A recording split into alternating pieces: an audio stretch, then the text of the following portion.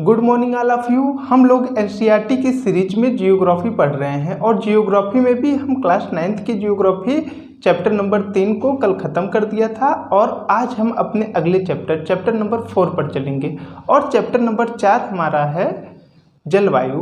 तो आज हम जलवायु के बारे में समझेंगे कि जलवायु क्या है, इसके तत्व कौन कौन से हैं, इसको प्रभावित करने वाले कारक कौन कौन से हैं और उसके बाद भारत का जलवायु देखेंगे कि भारत का जलवायु कैसी है, मानसून कैसा है, मानसून को प्रभावित करने वाले कारक कौन कौन से हैं और संपूर्ण मानसून की क्रियाविधि को समझेंगे और मानसून के वितरण को भी देखेंगे। ठीक है, तो इसी के साथ आइए हम शुरू करते हैं जलवायु। ठीक, तो हमारा चैप्टर है जलवायु। तो जलवायु को जानने से पहले हमको कुछ चीज़ों को जानना बहुत ज़रूरी है। जैसे मौसम उस अवस्था को कहते हैं जब वायुमंडल में घंटे 2 घंटे या दिन प्रतिदिन की अवस्था में बदलाव आता है। जैसे कि आप सुबह सोकर उठते हैं तो सुबह का मौसम देखते हैं बहुत ठंडा होता है, लेकिन जैसे जैसे सूर्य अपने चरम पर पहुंचता है, दोपहर होती है तो दोपहर का मौसम हमको कैसा लगता है, बहुत हॉट लगता है, गर्म लगता है, लेकिन शाम होते होते फिर हमको ठंडा लगने लगता है। ठीक है, इसी प्रकार मान लो आज बहुत ठंडा है या आज बहुत गर्म है, हो सकता है आज अगर ठंडा है तो कल गर्म हो, ठीक है, परसों बारिश हो जाए। तो दिन प्रतिदिन मौसम बदलता रहता है, घंटे 2 घंटे में मौसम बदलता रहता है। ठीक है, लेकिन जलवायु क्या होती है, जब यही मौसम लंबे समय तक एक समान रूप से रहता है तो उसको हम जलवायु कहते हैं। जलवायु सामान्यतः 2 से 3 हफ्ते से ऊपर, जैसे 2-3 हफ्ते तक लगातार मौसम एक समान बना रहे, ठीक है, महीनों तक मौसम एक समान बना रहे, सालों तक मौसम एक समान बना रहे, उसी को हम जलवायु कहते हैं। ठीक है, तो मौसम क्या है, दिन प्रतिदिन घंटे 2 घंटे पे बदल रहा है, लेकिन जलवायु क्या है, लंबे समय तक, महीने 2 महीने, साल, ठीक है, एक समान रूप से रहता है, उसी को हम जलवायु कहते हैं। ठीक है, अब आइए मौसम और जलवायु के तत्व देखते हैं। ठीक है, ठीक, मौसम के बारे में हमने क्या देखा और जलवायु के बारे में हमने क्या देखा कि मौसम जो था यह परिवर्तनीय था, दिन प्रतिदिन बदल रहा था। ठीक है, परिवर्तनशील है, मतलब दिन प्रतिदिन घंटे 2 घंटे पे बदल जा रहा है। लेकिन जलवायु क्या हमारा है, लंबे समय तक समान रहता है। ठीक है, लंबे समय तक एक समान रूप से जलवायु रहती है और इसी मौसमी दशा को ही हम जलवायु बोलते हैं। जब मौसम लंबे समय तक एक समान रूप से रहता है उसी को हम जलवायु कहते हैं। अब आइए इनके तत्वों के बारे में देखें कि जलवायु के कौन से तत्व हैं, मौसम के कौन से तत्व हैं। तो देखो, जलवायु और मौसम के एक ही तत्व, मतलब एक समान तत्व होते हैं। जलवायु और मौसम के कोई भिन्न भिन्न तत्व नहीं है, बल्कि एक ही तत्व हैं। जो तत्व जलवायु में पाए जाते हैं वही तत्व मौसम में पाए जाते हैं। जैसे तापमान, ठीक है, वर्षा, दबाव, आर्द्रता, पवनें, ठीक है, ये सब जो है ना, ये मौसम के तत्व हैं, यही जलवायु के तत्व हैं। देखो, जब तापमान दिन प्रतिदिन या घंटे 2 घंटे पे बदल रहा है उसको हम मौसम कह रहे हैं। जब वर्षा दिन प्रतिदिन या घंटे 2 घंटे पे बदल रही है तो उसको मौसम कह रहे हैं। जब दबाव अलग अलग है उसको हम मौसम कह रहे हैं। जब आर्द्रता और पौने अलग अलग हैं उसको हम मौसम कह रहे हैं, जब वो ये दिन प्रतिदिन बदल रही है। लेकिन जब तापमान, वर्षा, दबाव, आर्द्रता, पौने लंबे समय तक एक समान रूप से मौसम में विद्यमान रहती हैं, ठीक है, इसमें परिवर्तन नहीं होता, तो उसी को हम जलवायु कहते हैं। ठीक है, तो अब आपको मौसम और जलवायु में मेरे हिसाब से तो कोई दिक्कत नहीं होनी चाहिए। ठीक है, तो आप बहुत अच्छे से मौसम और जलवायु के बारे में देख लीजिएगा। अब आओ हम देखते हैं जलवायु को प्रभावित करने वाले कारक कौन कौन से हैं। ठीक है, जलवायु को प्रभावित करने वाले कारक, ठीक है, कारक, इनके कारकों के बारे में हम देखते हैं। तो देखो सबसे पहले जलवायु को ना अक्षांश प्रभावित करती है। क्या प्रभावित करती है? अक्षांश प्रभावित करती है। ठीक, हमने पिछली कक्षाओं में देखा था कि विषुवत रेखा पर वर्ष भर जो है तापमान समान रूप से रहता है, लेकिन जैसे जैसे हम उच्च अक्षांशों की ओर बढ़ते हैं, जैसे जैसे हम दोनों तरफ नॉर्थ और साउथ की ओर बढ़ते हैं पृथ्वी के, ठीक है, जैसे जैसे हम दोनों तरफ बढ़ते हैं वैसे वैसे तापमान में कमी आती है। तो जलवायु ऑलरेडी प्रभावित हुई कि नहीं हुई? नीचे का तापमान अधिक है, ऊपर तापमान अधिक कम है, ठीक है। तो अक्षांश जो है जलवायु को बहुत अधिक प्रभावित करता है। दूसरा हमारा है ऊंचाई, ठीक है। जलवायु को प्रभावित करने वाला दूसरा कारक हमारा है ऊंचाई। अब देखो ऊंचाई, हमने पिछली कक्षा में क्या पढ़ा था कि जैसे जैसे हम समतल भूमि से ऊंचाई की ओर जाते हैं, वायुमंडल में जैसे जैसे हम ऊपर जाते हैं वैसे वैसे टेम्परेचर में क्या आती है? कमी आती है, तापमान में जो है कमी आती है। तो नीचे का हमारा धरातल तो गर्म होता है, लेकिन जैसे जैसे हम ऊपर जाते हैं हमारा जो है वायुमंडल ठंडा होता चला जाता है। तो ऊंचाई भी जो है बहुत अधिक प्रभावित कर रही है। इसीलिए हम देखते हैं पहाड़ों का जो तापमान होता है ना, वह जमीन की भूमि बहुत ही कम होता है, पहाड़ों पर तापमान कम होता है, ठीक है। तो ऊंचाई हमारी प्रभावित करती है। अब तीसरा हम देखते हैं वायुमंडलीय दाब, ठीक है, वायुमंडलीय दाब। अब देखो वायुमंडलीय दाब भी ना जलवायु को बहुत अधिक प्रभावित करती है। देखो क्या होता है कि दबाव कहाँ पर सबसे अधिक होता है? वायुमंडलीय दबाव सागरों पे सबसे अधिक होता है और पहाड़ों पे सबसे कम होता है। क्यों? क्योंकि सागरों पर वायु को अधिक क्षेत्रफल मिलता है दबाव डालने के लिए, लेकिन पहाड़ों पर बहुत कम क्षेत्रफल मिलता है दबाव डालने के लिए, ठीक है। जब दबाव अधिक होता है जहाँ पर, वहाँ का वैसे भी जलवायु बदल जाता है, लेकिन जहाँ पर कम दबाव होता है वहाँ का जलवायु अलग होता है, ठीक है। तो वायुमंडलीय दबाव भी जो है जलवायु को प्रभावित करती है, और पवनें तो जलवायु को प्रभावित करती ही हैं, ये तो सब जानते हैं।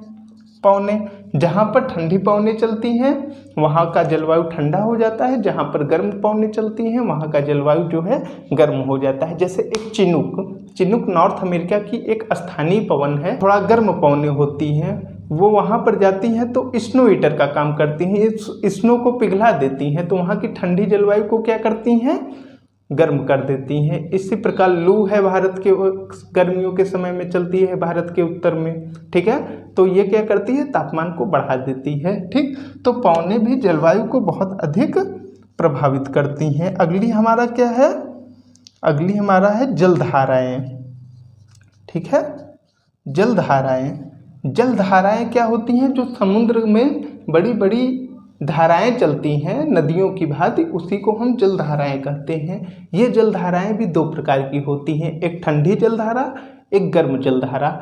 तो जिन क्षेत्रों पे ठंडी जलधाराएं जाती हैं वहाँ का मौसम ठंडा कर देती हैं, जहाँ पर गर्म जलधाराएं जाती हैं वहाँ का मौसम गर्म कर देती हैं, ठीक है। तो जलधाराएं भी हमारी जो है जलवायु को बहुत अधिक प्रभावित करती हैं, ठीक है। तो इतनी बात आई आप लोग को समझ में कि मौसम क्या है, जलवायु क्या है, मौसम और जलवायु के तत्व कौन कौन से हैं और इसको प्रभावित करने वाले कारक कौन कौन से हैं। अब आओ हम भारत के जो है मौसम के बारे में पढ़ते हैं, भारत की जलवायु के बारे में पढ़ते हैं कि भारत का जलवायु क्या है, ठीक है।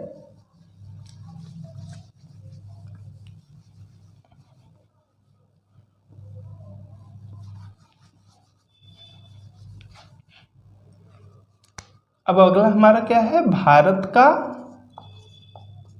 भारत की जलवायु, ठीक है। तो देखिए आप, अगर हम भारत की जलवायु के बारे में बात करें तो भारत की जलवायु जो है मौसमी जलवायु है, ठीक है। भारत की जलवायु कैसी है? मानसूनी जलवायु, ठीक। भारत की जो जलवायु है वो मानसून प्रकार की है, ठीक है। और यह मानसूनी जलवायु कहाँ पर पाई जाती है? यह मानसूनी जलवायु भारत में पाई जाती है, ठीक है। मतलब दक्षिण एशिया में और उत्तर पूर्व एशिया में। ठीक है, इसका जो बृहद प्रभाव है मानसून का वो दक्षिण एशिया और उत्तर पूर्व एशिया में है। ये अपना दक्षिण भारत क्या है, भारत, श्रीलंका, नेपाल, पाकिस्तान, ठीक है, म्यांमार, भूटान, ये सब दक्षिण एशिया के भाग हैं। जबकि थाईलैंड, वियतनाम, कंबोडिया, ठीक है, ये सब दक्षिण पूर्व एशिया में आते हैं। ठीक है, दक्षिण पूर्व एशिया यहाँ अपने भारत इधर इस साइड है पूरा। ठीक है ना।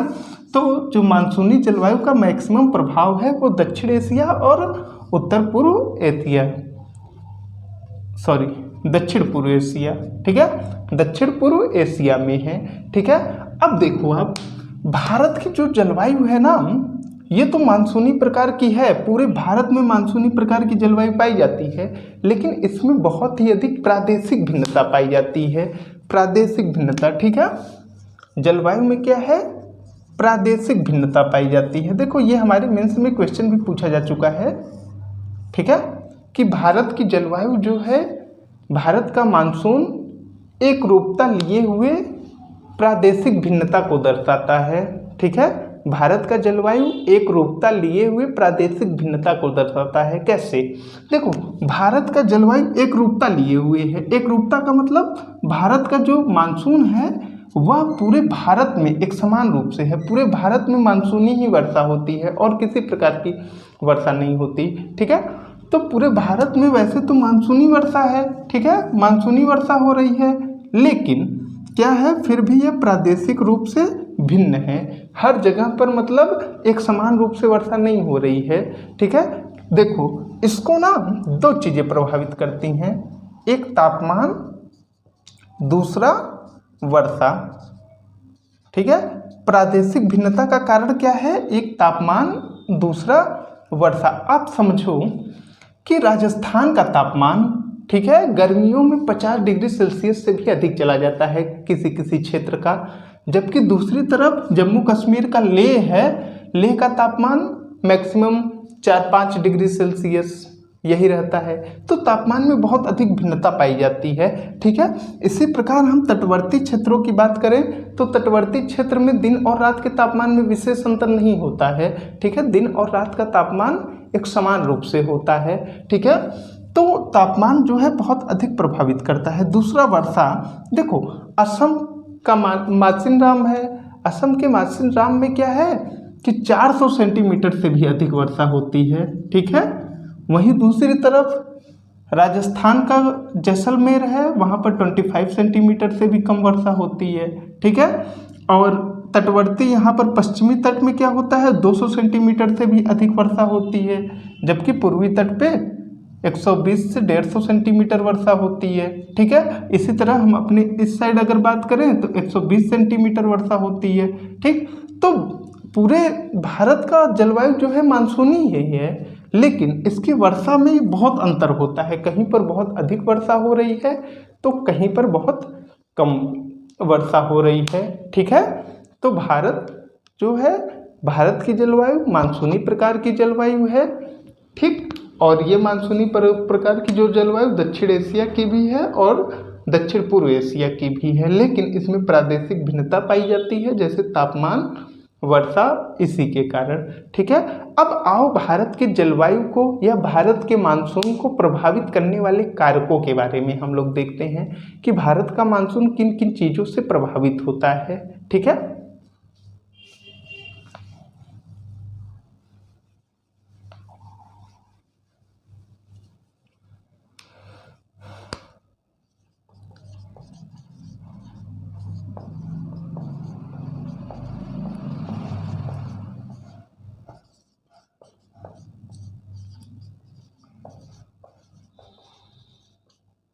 मानसून को प्रभावित करने वाले कारक, तो सबसे पहले भारत के अगर मानसून को प्रभावित करने वाले कारकों में हम देखें तो सबसे पहले हम अक्षांश को देखते हैं। अक्षांश में अगर हम देखेंगे तो देखो कर्क रेखा कहाँ से गुजरती है, आप लोग को किसी को पता है? तो आप देखिए, बहुत ध्यान से आप लोग देखिएगा, कर्क रेखा ना भारत के जो है लगभग 23 डिग्री नॉर्थ से गुजरती है, 23 डिग्री नॉर्थ। ठीक है, 23.5 अंश है, मैं एक लगभग मान लिया हूँ। 23 अंश जो है नॉर्थ से गुजरती है, गुजरात से होकर असम तक जाती है। ठीक है, गुजरात से होकर ऐसे जाती है, थोड़ा नीचे से। ठीक है, तो ये कर्क रेखा है। अब देखो आप, कर्क रेखा के जो उत्तर जो है, नॉर्थ जो कर्क रेखा के है, यहाँ पर उपोष्णकटिबंधीय है ये। ठीक है, और इसके साउथ में जो है उष्णकटिबंधीय है। अब ये कैसे है, ये पिछली कक्षाओं में हमने पढ़ा था कि ये मान लो हमारी पृथ्वी है, 0 डिग्री से लेकर के 23.5 अंश नॉर्थ और 23.5 अंश साउथ। ठीक है, इन दोनों क्षेत्रों के बीच जो है, देखो 0 डिग्री से लेकर 10 डिग्री तक क्या होता है, विषुवत रेखीय क्षेत्र होता है। 10 डिग्री से लेकर 23.5 अंश उत्तर और 23.5 अंश दक्षिण जो होता है उष्णकटिबंधीय क्षेत्र होता है, और इसके ऊपर 66.5 अंश तक उपोष्णकटिबंधीय क्षेत्र होता है। ठीक है, तो अगर कर्क रेखा 23.5 अंश उत्तर से गुजर रही है तो इसके उत्तर में जो है उपोष्णकटिबंधीय क्षेत्र है, जबकि इसके दक्षिण में जो है वो उष्णकटिबंधीय क्षेत्र है। तो भारत जो है उष्णकटिबंधीय एवं उपोष्णकटिबंधीय दोनों भागों में स्थित है। हम लोग देख रहे हैं ना, इसका आधा भाग उष्णकटिबंध में है और आधा भाग उपोष्णकटिबंध में है। तो भारत की जलवायु कैसी है, भारत की जलवायु जो है उष्णकटिबंधीय एवं उपोष्णकटिबंधीय है।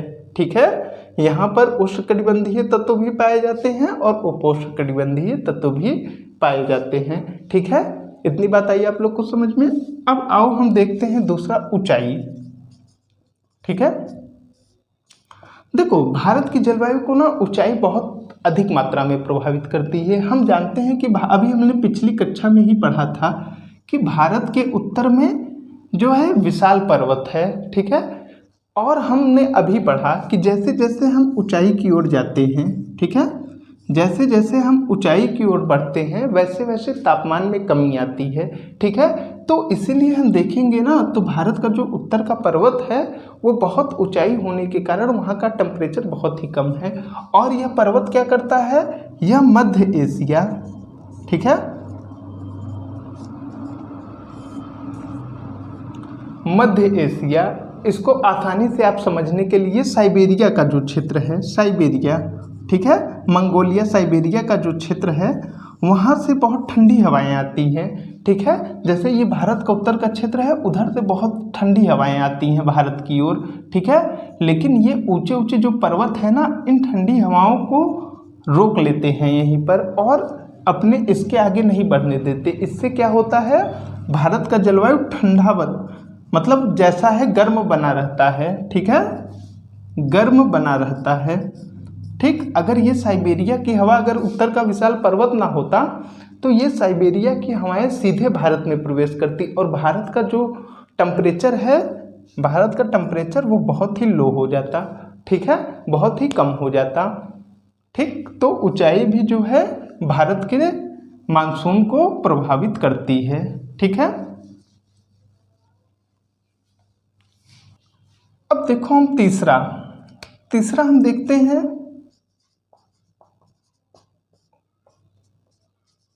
वायुदाब एवं पवने, और इसको हम बहुत ध्यान से समझने का प्रयत्न करेंगे। आप लोग वायुदाब और पवनों को बहुत अच्छे से समझिएगा क्योंकि इसी पे पूरा मानसून हमारा डिपेंड है। ठीक है, यही पूरी क्रियाविधि अगर आपको समझ में आ गई तो आपको पूरा मानसून चैप्टर बहुत अच्छे से समझ में आ जाएगा। ठीक है, तो देखो ये जो हमारा वायुदाब एवं पवने है ना, ये 3 भागों में बटे हुए हैं। ठीक है, इसको 3 भागों में हम समझने का प्रयत्न करते हैं। पहला हमारा है वायुदाब एवं पवने। ठीक है, धरातली पवने चाहे पवने का, ऊपरी वायु परिसंचरण। ठीक है, ऊपरी वायु परिसंचरण, पश्चिमी चक्रवातीय विक्षोभ या फिर उष्णकटिबंधीय चक्रवात। ठीक है, उष्णकटिबंधीय चक्रवात। ठीक, तो देखो यही ना पूरे जो हमारा पूरा जो जलवायु है ना, जो हमारा पूरा मानसून है भारत का, ये तीन चीज़ें बहुत अधिक प्रभावित करती हैं। तो इन तीनों चीज़ों के बारे में हमको बहुत ध्यान से देखना है, हमको बहुत ध्यान से पढ़ना है। ठीक है, तो आओ एक एक करके हम इन तीनों को समझते हैं। ठीक है, तो ऊपर का मिटा दे रहे हैं। देखो आप, अगर वायुदाब और पवनों की बात की जाए, अगर वायुदाब और पवनों की हम बात करते हैं तो हमने देखा कि भारत जो है ना, यह कहाँ पर स्थित है। भारत में कौन सी पवनें चलती हैं? भारत में उत्तर पूर्वी व्यापारिक पवनें चलती हैं। ठीक है, उत्तर पूर्व व्यापारिक पवनें। ठीक है, उत्तर पूर्वी व्यापारिक पवनें। और ये उत्तर पूर्वी व्यापारिक पवनें अर्थात भारत जो है ना, उत्तर पूर्वी व्यापारिक पवनों के क्षेत्र में स्थित है। ठीक है, और ये इन उत्तर पूर्वी व्यापारिक पवनों की उत्पत्ति कहाँ पर होती है? उपोष्ण कटिबंधीय उच्च वायुदाब क्षेत्र की ओर। ठीक है, यहाँ से देखो, ये हमारी पृथ्वी है, ये 66.5 अंश पे क्या है? उपोष्ण कटिबंधीय उच्च वायुदाब क्षेत्र। ठीक है, उच्च वायुदाब क्षेत्र है। यहाँ से ये जो है व्यापारिक पवनें जो होती हैं हमारी, यहीं पर उत्पत्ति होती हैं। इसके बाद यहाँ से ये दक्षिण की ओर ये प्रभावित होनी शुरू होती हैं। ठीक है, यहाँ से ये दक्षिण की ओर बहती हैं। ठीक, और जब दक्षिण की ओर बहती हैं तो इस पे कोरियोलिस बल लगता है, एक प्रकार का बल है। फेरल ने ये नियम दिया था, आगे हमारे चैप्टर में है, वहाँ पर हम कोरियोलिस बल के बारे में बहुत बेहतर तरीके से पढ़ेंगे। आप लोग केवल यहाँ पर इतना जान लो कि इसके बाद जब ये उपोष्णकटिबंधीय क्षेत्रों पे उत्पत्ति होती है, वहाँ से ये दक्षिण की ओर बहती है। ठीक है, फिर इस पे एक कोरियोलिस बल लगता है, इसके कारण ये अपने दाहिने ओर मुड़ जाती है।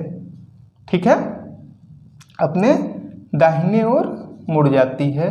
उसके बाद ये जो है भारत में प्रवेश करती है ये पवनें। ठीक है, ये पवनें भारत में प्रवेश करती हैं। ठीक, और भारत में प्रवेश करती हैं, फिर भारत में आती हैं। लेकिन ये पवनें जो है वर्षा नहीं करवाती। ठीक है, ये पवनें क्यों नहीं वर्षा करवाती? क्योंकि हमने देखा ये उत्तर की ओर से आ रही हैं, और उत्तर में मैक्सिमम स्थल खंड है। ठीक है, स्थलों पर से आ रही हैं, तो स्थल पे से आ रही हैं तो ये जल एब्जॉर्ब नहीं कर पाती, जल ग्रहण नहीं कर पाती। जब इनके अंदर जल ही नहीं होगा तो ये वर्षा कहाँ से करवाएंगी? ठीक है, तो ये पवनें अधिक वर्षा नहीं करवाती। उत्तर पूर्वी जो व्यापारिक पवनें हैं, ये पवनें वर्षा नहीं करवाती। तो इसका क्या मतलब हुआ? मतलब भारत में अब आप कहोगे कि वर्षा ही नहीं होती है। नहीं, यही तो भारत की मानसून की विशेषता है।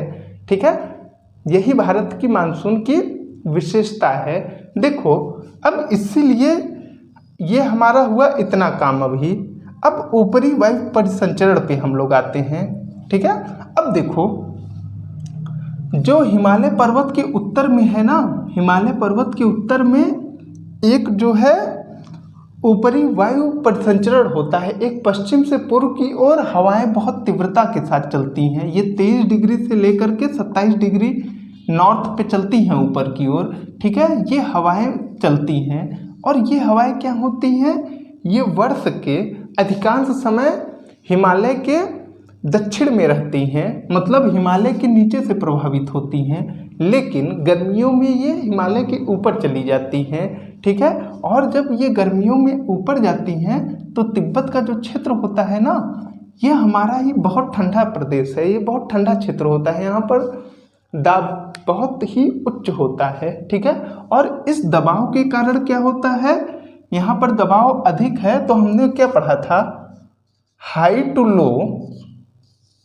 ठीक है, high to low. High to low का क्या मतलब होता है? देखो, वायु हमेशा ना उच्च प्रेशर से, जहाँ पर दबाव अधिक होता है वहाँ से हमेशा निम्न प्रेशर की ओर जाती है, जहाँ पर दबाव कम होता है। कोई भी चीज़ हो, अगर दबाव जहाँ पर अधिक है वहाँ से कम की ओर जाएगा हमेशा ही वायु। ठीक है, तो यहाँ पर इतना उच्च दबाव का क्षेत्र बनता है ना, तो फिर ये क्या होती है, ये वायु धीरे धीरे नीचे उतरती हैं और यहाँ पर हिंद महासागर में मेडागास्कर के पास, अगर आप यहाँ पर देखोगे तो यहाँ पर अफ्रीका है, यहाँ पर मेडागास्कर है, और ये वायु जो है, ठीक है, यहाँ पर उतरती हैं और यहाँ पर एक उच्च वायुदाब का क्षेत्र बनाती हैं। और गर्मी आते आते ना ये उच्च वायुदाब का क्षेत्र इतना अधिक बढ़ जाता है कि भारत का जो है निम्न वायुदाब का क्षेत्र बन जाता है, और यही अब वायु यहाँ से पूर्वी दिशा की ओर बढ़ने लगती हैं और वर्षा करवाती हैं। ठीक है, फिलहाल आप अभी इतना समझ लो, अभी हम लोग इसकी क्रिया विधि के बारे में पढ़ रहे हैं, आप लोग घबराना मत बिल्कुल, अभी हमने ख़त्म नहीं किया है। जब हम ख़त्म कर लेंगे तब आप घबराइएगा कि हमको समझ में नहीं आया। ठीक है, अभी हम तो केवल शुरू किए हैं, अभी एक एक चीज़ें पकड़ रहे हैं सिर्फ। ठीक है, तो इतना हमने देखा, अब आओ हम देखते हैं भारत का मानसून। अब हम देखेंगे, इतनी क्रिया विधि समझने के बाद अब हम मानसून की क्रिया विधि को समझेंगे कि मानसून कैसे कैसे कार्य करता है। ठीक है, तो इतने में किसी को दिक्कत तो नहीं है, मौसम में किसी को दिक्कत नहीं है, जलवायु में किसी को दिक्कत नहीं है। देखो, अगर आप मौसम नहीं समझोगे, अगर आप जलवायु नहीं समझोगे, जलवायु के कौन कौन से तत्व होते हैं अगर वो आप नहीं जानोगे, ठीक है, तो आपको मानसून नहीं समझ में आएगा। अगर आप इतने को अच्छे से जानेंगे, फिर भारत के मानसून को प्रभावित करने वाले कारक, जैसे मैंने अक्षांश को बताया, अक्षांश कैसे प्रभावित करता है, ऊंचाई कैसे प्रभावित करती है, ठीक है, वायुमंडलीय दाब और पवनें कैसे प्रभावित करती हैं। उत्तर पूर्वी व्यापारिक पवनें ऊपर से आती हैं, कोरियोलिस बल के कारण घूम जाती हैं। ठीक है, इसको आप प्लीज़ बहुत ध्यान से देखिएगा। उसके बाद भारत के मानसून पे हम लोग चलते हैं। ठीक है, तो आज मैं सोच रहा हूँ कि भारत का मानसून मैं आप लोग को कल बताऊँ, क्योंकि आप इतना अच्छे से थोड़ा समझ लीजिए और उसके बाद भारत के मानसून को कल पढ़ा करके चैप्टर को ख़त्म कर देंगे। ठीक है, तो आप बहुत ध्यान से जितना मैंने आज आपको बताया है, ठीक है, उसको बहुत अच्छे से समझ लीजिएगा और फिर हम कल अपने अगली वीडियो पे मिलते हैं, अपने अगली क्लासेस पे मिलते हैं। ठीक है, धन्यवाद।